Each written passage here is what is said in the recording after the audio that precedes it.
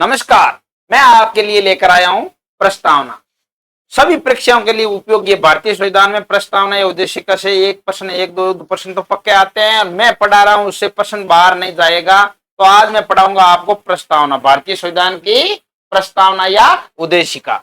तो सबसे पहले ये ध्यान रखना है कि प्रस्तावना कहां से ली गई है। प्रस्तावना कहां से ली गई है,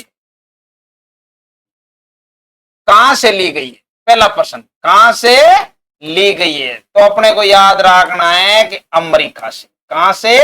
यूएसए, अमेरिका से। कहां से ली गई है? अमेरिका से। और प्रस्तावना की भाषा कहां से ली गई है? भाषा कहां से ली गई है? तो वो है ऑस्ट्रेलिया से। कहां से? ऑस्ट्रेलिया से। भाषा कहां से? ऑस्ट्रेलिया से। दो चीजें बन गई। मूल प्रस्तावना कहां से ली गई है? अमेरिका से।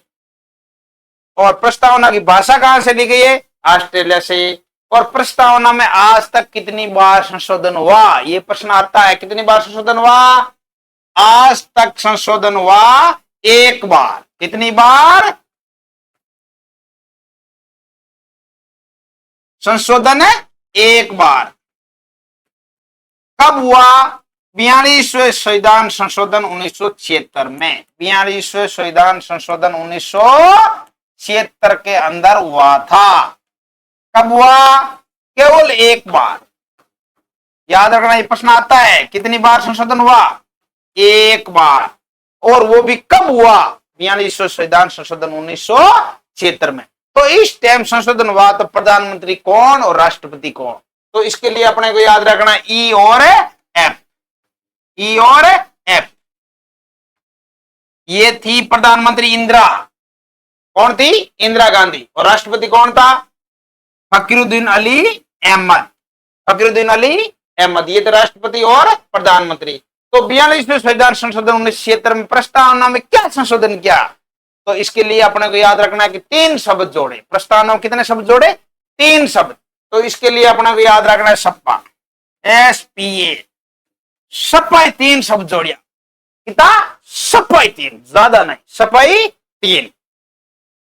ये भी क्रम है। पहला क्या है? समाजवादी। पहला क्या है? समाजवादी। तो याद रखना, पहला समाजवादी। सेकंड कौन सा है? पी का पंथ निरपेक्ष। पी का पंथ निरपेक्ष। एक अर्थ क्या है? अखंडता। एक अर्थ क्या है? अखंडता। तो ये 3 शब्द जोड़े गए हैं। तो ये याद रखना, तीनों शब्द कब लिए गए? 42वें संविधान 1976 में 3 शब्द जोड़े गए। SPA, सपाई 3। कितना? सपाई 3 शब्द। हम भारत के लोग ये शब्द कहां से लिया गया है? हम भारत के लोग ये शब्द लिया यूनेस्को से। कहां से? हम भारत के लोग कहां से लिया? यूनेस्को से। कहां से? यूनेस्को से। कहां से? यूनेस्को से लिया गया है। तो भारतीय प्रस्तावना में न्याय शब्द है। ये न्याय कहां से लिया? न्याय लिया रूस से। कहां से? रूस से लिया न्याय। और स्वतंत्रता कहां से ली? स्वतंत्रता ली फ्रांस से। कहां से? फ्रांस से ली। कहां से ली? फ्रांस से। और भारतीय संविधान के अर्थ, ये प्रस्तावना अंगीकृत, अधिनियमित, आत्मप्रीत, ये शब्द कहां से लिए? तो ये शब्द लिए आयरलैंड से। कहां से? अपने को याद रखना, हिंदी डिक्शनरी में होता है ना, अंग, ए, आ, फिर आगे लिख दो एक और है, बस 4 लगातार कर दो। ये अंगीकृत, अधिनियमित, आत्मप्रीत और लास्ट में क्या बन गया? आयरलैंड। सारे ऐसे डिक्शनरी का क्रम ही है। ये डिक्शनरी के क्रम के अनुसार ही है। पहले अंग आएगा, फिर ए आएगा, फिर आ आएगा। और लिए कहां से? आयरलैंड से लिए। कहां से? आयरलैंड से। तो भारतीय प्रस्तावना में न्याय है। कितने तरह का न्याय? अपने को याद रखना, न्याय कितने तरह का है? हर किसी को न्याय मिलेगा तो सारा मिलेगा। क्या मिलेगा? कोई भी आदमी है उसको न्याय मिलता है, तो न्याय से क्या होता है उनका? सारा। क्या? सारा। न्याय मिलने पर कोई किसी भी आदमी को सारा मिलता है। आदमी की ऊर्जा तेज हो जाती है, हौसला बुलंद हो जाता है। सारा। ये न्याय थे 3 तरह के न्याय। कितने तरह के? 3 तरह के न्याय।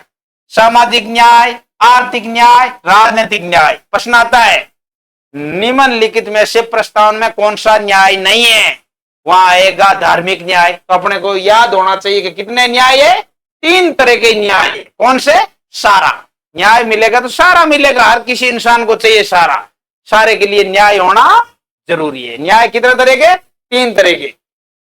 अब दूसरा प्रश्न बनता है स्वतंत्रता। क्या? स्वतंत्रता। तो प्रस्तावना में स्वतंत्रता कितने प्रकार की? 5 प्रकार की। कितने प्रकार की? 5। स्वतंत्रता कितने प्रकार की है? ली कहां से? फ्रांस से। और कितने तरह की है? 5।